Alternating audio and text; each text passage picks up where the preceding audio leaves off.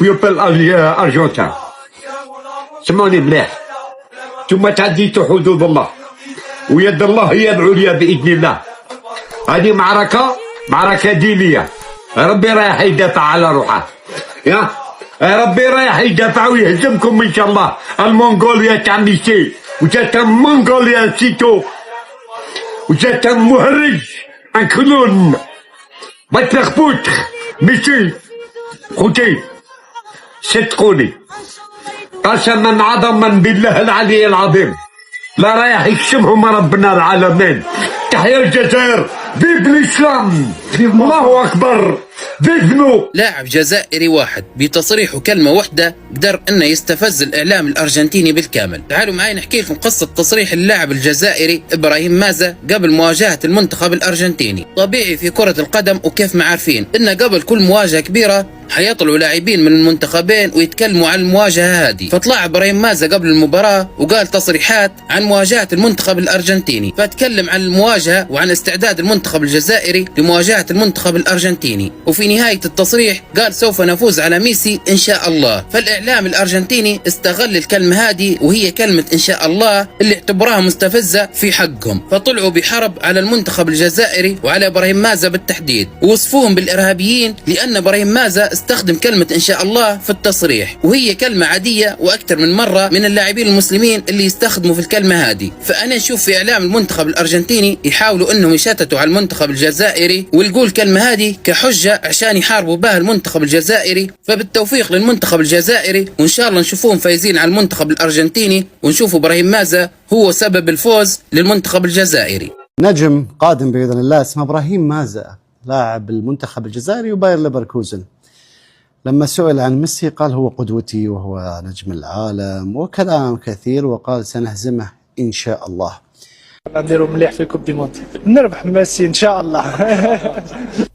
إبراهيم مازا إن شاء الله سنفوز على ميسي. طبعا من ضمن الحروب الإعلامية استخدام هذه المفردة في غير مكانها، ولا تقولن لشيء إني فاعل ذلك غدا إلا أن يشاء الله. إن شاء الله يا مازا بتفوز. اللاعب الجزائري ابراهيم مازا يا جماعه صاير ترند بشكل كبير جدا في الارجنتين. اللاعب قال ان احنا لا نخاف من الارجنتين، اوكي نحترم الارجنتين لكن لا نخاف منهم ونرغب في اننا نهزمهم. هذا هو الهدف، اننا نهزم الارجنتين في كاس العالم. ابراهيم مازا تكلم ان منتخب الارجنتين دائما يروح لجهه الاستفزاز بداخل ارضيه الملعب طبعا، فقال احنا لازم نتحلى بالهدوء ونعرف كيف نسيطر على المباراه ونروح نفوز عليهم وهم لا يخيفوننا. التصريح الجريء جدا هذا تناقلته وسائل الاعلام الارجنتينيه بشكل كبير جدا، زي ما انتم شايفين الكل يتكلم على كيف انهم عندهم هذه الجرأة في انهم يتكلمون بهذا الشكل امام بطل العالم. طبعا الاعلام الارجنتيني يتكلم بطريقه احترافيه، لكن الكثير من الجماهير كان يتكلم بشكل سلبي صراحه وسيء جدا، ودخل في امور اكبر من كره القدم، يعني امور حرفيا ما لها علاقه بالكره وما تجاوزوها تماما. دخلوا في ديانة، في أشياء عميقة جدا، تعليقات كثيرة يعني مش واحد ولا اثنين سلبية جدا. كلهم كانوا يتوعدون أنهم يبغون يشوفون دموع هذا اللاعب اللي هو إبراهيم مازا في مباراة الأرجنتين والجزائر، سنركلهم خارج البطولة. تخيل الكثير منهم من الأرجنتينيين قاعد يقولون كذا، سنركلهم خارج البطولة. المباراة هذه يا جماعة ولعت من بدايتها، الجزائر والأرجنتين كل التوفيق للجزائر. وبشكل رسمي الحكم البولندي مارتشينياك حكم مباراة المنتخب الجزائري والمنتخب الأرجنتيني. مارتشينياك كلكم تعرفون كان حكم نهائي كأس العالم الماضي، وميسي يا اخوان توج بكأس العالم، هو كان الحكم. مارتشينياك اليوم بيحكم يا اخوان اول مباراة له بكأس العالم في مباراة المنتخب الجزائري مع المنتخب الارجنتيني. يعني ميسي يا اخوان اخر مرة شافه بنهائي كأس العالم، اخر مرة ميسي شافه بنهائي كأس العالم وراح يشوفه باول مباراة له في المونديال. صراحة يا اخوان انا ما كنت ابغى مارتشينياك يحكم، ما كنت ابغى مارتشينياك يحكم، لكن الله يوفق المنتخب الجزائري، وانا واثق بالمنتخب الجزائري باذن الله يبيضوها يا اخوان باذن الله.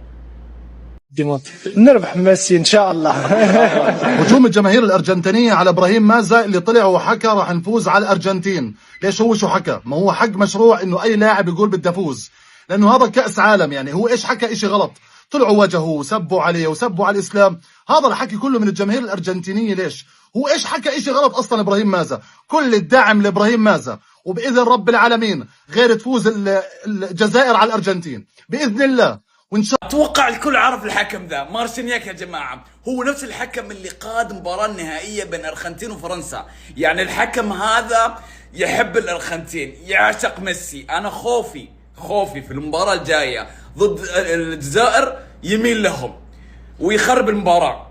مارسينياك تكفى يا مارسينياك، صح نبي النزاهه، نبي العداله. لان انا شخصيا اشوف ان الجزائر قادره تسوي شيء قدام الارجنتين، قادره تحقق الفوز. فاتمنى انه مارسينياك ما يتدخل، يعني اتمنى يعني. وهنا وصلنا المقطع، لا تنسى اللايك والفولو والشير وتابعوا برنامج الاصفر. بيس. مباراة الجزائر والأرجنتين هي المباراة التي سترد اعتبار العرب من جديد. مصر كلها مع الجزائر. والله أنا عارف ومتأكد إن انتوا إن شاء الله هتعملوا ماتش تاريخي، وده مش تطبيل والله. الجزائر معروفة من زمان إنها من أقوى وأشد الفرق اللي بتلعب ماتشات تقيلة. والله هو من القلب كل المصريين هيشجعوا الجزائر في كأس العالم. رسالة للاعيبة الجزائر، شعب الجزائر بس مش اللي بيشجعكم، شعب مصر كله بيشجعكم. وعلى ما اعتقد ان شاء الله الوطن العربي كله هيكون بيشجعكم، لان انتوا بتكونوا في الماتش ده فخر للجميع. املنا فيكم الماتش ده وانتوا قدها ان شاء الله. I love you جزائر، خوا يا صديقي، احنا املنا فيكم. نربح ميسي ان شاء الله. كل الدعم لابراهيم مازا يلي قال نربح ميسي ان شاء الله، نربح ميسي ان شاء الله، ووصفوه بالارهابي. تخيلوا عم بقول ان شاء الله نربح ميسي وصفوه بالارهابي. الارهابي الصحف الارجنتينيه والجمهور الارجنتيني يلي معظمه قذر. والله قذار اللي عم شوفها قدامي. انا مصدوم، انا مش عارف هالقد واصل المشاكل. قذاره لا تنوصف باللي عم يعملوه على السوشيال ميديا الارجنتينيه مع العرب والدين الاسلامي والجزائريه. مع احترامي لميسي، انا ميسي بحبه الانسان يا اخي، بس كره للشعب وللصحف الارجنتينيه. كله كرمال قال نربح ميسي ان شاء الله، وعم يبتسم. صحيفه قالت له شو رايك بموضوع الارجنتين والجزائر؟ والجزائر فيها تفوز على الارجنتين. الجزائر قادره تفوز على الارجنتين، فازت على هولندا، فازت السباعيه وفازت رباعيه، فيها تفوز على الارجنتين. وباذن رب العالمين بتخرس ارجنتين والارجنتينيه. شوفوا القرف، كل هالهجوم من الارجنتينيه والصحيفه الارجنتينيه ابراهيم مازا كله كرمال قال نربح ميسي ان شاء الله. وانا بقول لك يا ابراهيم مازا مش نربح ميسي ان شاء الله، ان شاء الله ندعس على الارجنتين ما اكملها ان شاء الله. نربح ميسي ان شاء الله. رياض محرز يتحدث عن لقاء الارجنتين يا اخوان، يقول الارجنتين خصم قوي جدا، انهم ابطال العالم، لكنها مباراة سنكون مستعدين لها على الاطلاق. جماهيرنا تقف خلفنا وتستيقظ الساعة 3 صباحا لمشاهدتنا، وان شاء الله سوف نسعدهم. رياض محرز يوضح قديش يحترم منتخب الارجنتين، ويعد بانهم سوف يسعدون شعب الجزائر. يتوقع منتخب الجزائر بقيادة رياض محرز يستطيعون ان يفعلوها امام الارجنتين. كل شيء ممكن في كرة القدم. حبيبي يا رياض، موفق. الارجنتين الجيري راي في راسي نقول 2-1، وانتم شحال نربحوها اخوتي ان شاء الله. كل واحد فيكم يدير لنا شحال نخبطوها.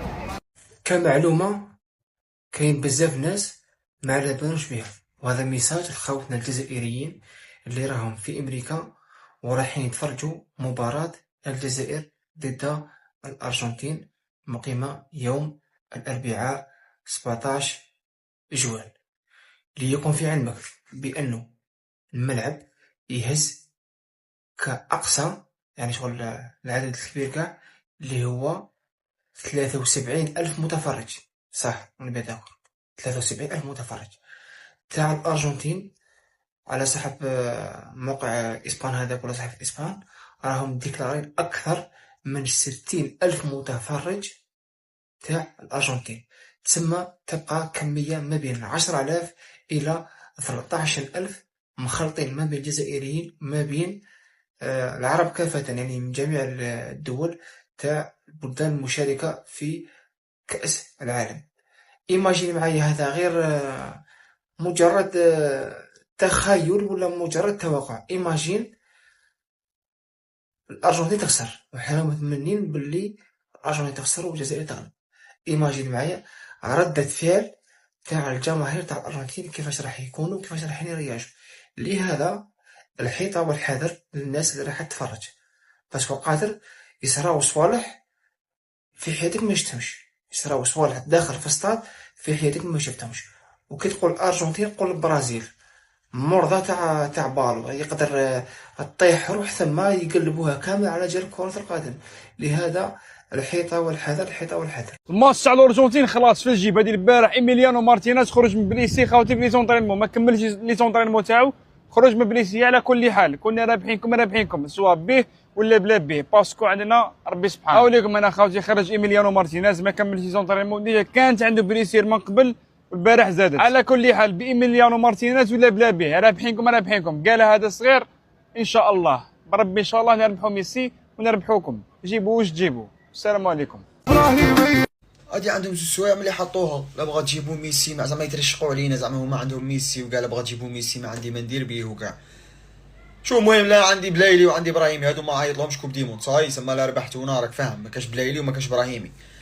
شو لا هاد المباراة خوتي لا تقبل القسمة على اثنين، زعما غيسمحونا منا وكاع هادو الناس اللي غادي تسيبورتي الارجنتين وكاع، باسكو هاد الارجنتين شغل راهم معنصرينها معانا وراهم طايحين مقودين وحاسبينك شغل حنايا مقطوعين من الشجرة وكاع. غادي يديروا لكم كيما داك اللي عيط لواحد الحصة تاع المغرب قال لهم راني في اللايف قالوا له قال لهم غادي يا تستفوا رواحكم يا غادي يوقع فيه